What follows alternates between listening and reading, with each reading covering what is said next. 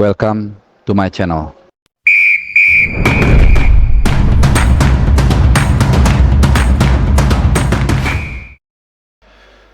Ya, H-2 dari Doha, Qatar menjelang pertandingan penting, pertandingan pamungkas grup D di Piala Asia kali ini.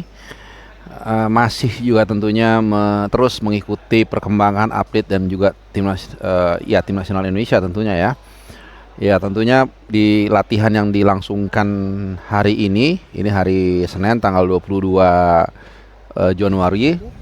Jadi tadi gue mengikuti dengan teman-teman media mengikuti sesi latihan pasukan Sintayong di Al Egla Pitch 2. Nah, sesuai dengan janji gue di video gue sebelum ini, gue akan mengupdate kondisi terakhir terkait dengan kebugaran tim nasional kita.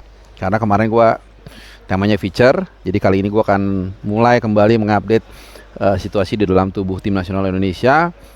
Dan ya, tadi pas sesi latihan berlangsung tepat jam 2 siang, jadi jam 6 maghrib ya kalau di Indonesia, di waktu Indonesia Barat. Semua pemain ikut. Nah, ini yang paling kalian tunggu-tunggu kan, ini fresh from oven. Jadi semua pemain, terutama yang penting-penting yang kita semua concern, salah satunya Jordi Amat juga ada di sana. Ramadan Sananta yang selama ini ditanya ada apa kebugarannya, kenapa sih nggak ada masalah juga, dan memang dari kemarin juga nggak ada masalah ya. Jadi mungkin masalah taktikal aja sehingga dia nggak dipasang. Jadi pelatih lebih tahu lah dari kita. Nah, terkait dengan Jordi Amat, ini yang mungkin kalian pengen tahu ya. Jadi ini sekali lagi langsung dari jantung tim nasional gue bisa melaporkan. Jadi tadi dia terlihat memang ada di sesi latihan, mengenakan topeng seperti Joško Gvardiol ya, pemain atau back Kroasia di Piala Dunia kemarin. Ya, kemungkinan besar dia akan main seperti yang gua ulas sebelumnya. Kalau cedera di kuping kan atau di hidung, sebenarnya bisa-bisa aja main, cuman mungkin seperti apa cara menutupnya itu, karena tetap aja ada resiko untuk benturan atau apa. Nah, ini yang mungkin yang dikhawatirkan oleh tim medisnya begitu ya. Tapi ya fit semuanya bugar, fit, nggak ada masalah, semua pemain lah terlihat latihan. Nah, untuk persiapan melawan Jepang, tadi juga sempat ada interview dari timnas itu diwakili oleh Justin Hubner ya. Jadi sesi tanya jawab dalam bahasa Inggris ya, mungkin gua akan kasih sedikit cuplikannya ya. Ya, saat ada beberapa pertanyaan yang diajukan oleh teman-teman media. Yang pertama standar lah soal persiapan segala macam gitu. Yang kedua yang gue tanya adalah apakah ada pemain dari Jepang yang diwaspadai, yang disampaikan oleh Sintayong harus di marking sedemikian rupa. Ini menarik ya, dia sih nggak bilang secara spesifik siapa yang akan di marking, misalnya pemain tertentu atau bagaimana, tapi ya kemudian dia tetap memberikan atensi secara psikologis ya. Dia menyebut nama Mitoma dan Endo ya. Oke, kita sambil ngopi teman-teman ya, karena capek banget. Oke, dia menyebut dua nama itu. Ya, terus dia juga standar lah sisanya. Dia berusaha akan bermain sebaik mungkin dan dia senang karena di pertandingan pertama waktu itu pertandingan kedua lawan Vietnam dia tampil bagus. Jadi dia berusaha akan mencoba mempertahankan penampilan itu. Kira-kira dia ngomong seperti itu. Nah, untuk fans mungkin ya, kita loncat-loncat aja deh ya. Kalau persiapan tim sih ya gitu-gitu aja, artinya semuanya bugar lah intinya itu, termasuk Gvardiol. Jadi ini sekali lagi menjawab pertanyaan kalian. Jadi untuk fans ini mungkin akan ada dua sisi mata uang untuk pertandingan, untuk dukungan mereka di pertandingan nanti hari Rabu tanggal 24 Januari pukul 14.30 waktu sini ya. Jadi 16.30 waktu Indonesia Barat. Dibandingkan dengan stadion saat menghadapi Vietnam, kita main di Abdullah bin Khalifah, itu stadion Al Tumamo ini jauh lebih besar, 4 kali lipatnya lah. Jadi penonton mungkin yang datang lebih banyak, walaupun memang kendalanya adalah ini hari kerja teman-teman ya. hari kerja jam kerja pula, jam 2.30 siang.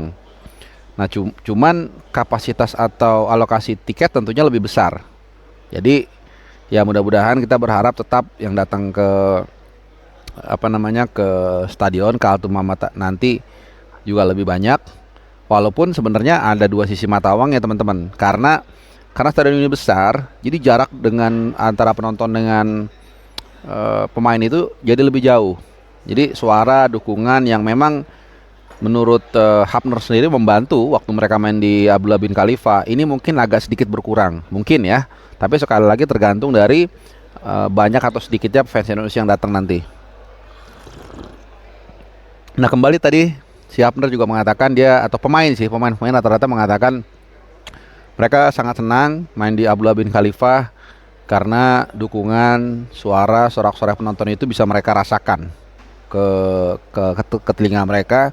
Jadi kalau dikatakan dukungan itu nggak penting atau bukan nggak penting ya, nggak terlalu penting, gue bisa katakan salah karena pemain sendiri mengatakan waktu main di Abdullah bin Khalifa itu mereka bermain seperti di rumah sendiri. Jadi ketika setelah pertandingan ada preskon, Hernando Ari mengatakan terima kasih untuk supporter, itu bukan basa-basi menurut gue ya, karena gue sendiri melihat bagaimana kontribusi dari fans itu sangat luar biasa. Gue sendiri juga di sana merasakan itu. Jarak dari penonton ke lapangan itu dekat banget teman-teman ya. Jadi mungkin kayak bahkan kalau kalian tahu stadion Lebak Bulus, nah ini lebih dekat lagi. Kalau Lebak Bulus itu kalau kalian tahu dulu masih agak ada jaraknya, masih agak tinggi. Ini lebih dekat lah gitu ya. Oke, terkait juga dengan kalau untuk taktik dan strategi mungkin nanti kita akan tunggu besok hari Selasa. Karena besok jadwalnya akan ada preskon itu jam 12 siang lah pokoknya ya, siang. Nah, seperti biasa nanti langsung dilanjutkan dengan sesi latihan jam 2 siang. Nah, sedikit gue tambahin kenapa dipilih atau Sintayong memilih jam 2 siang latihannya, karena nanti mainnya juga teman-teman jam segitu juga. Jadi supaya aklimatisasi, supaya mereka terbiasa dengan cuaca ketika bermain jam segitu. Jadi ini hal-hal detail yang mungkin kita tidak pahamin mungkin ya. Kalau ya kalian yang udah paham ya bagus, berarti pinter. Demikian juga ketika TC misalnya di Turki. Kenapa dipilih Turki? Karena iklimnya itu di Turki dengan di sini tidak berbeda jauh teman-teman ya.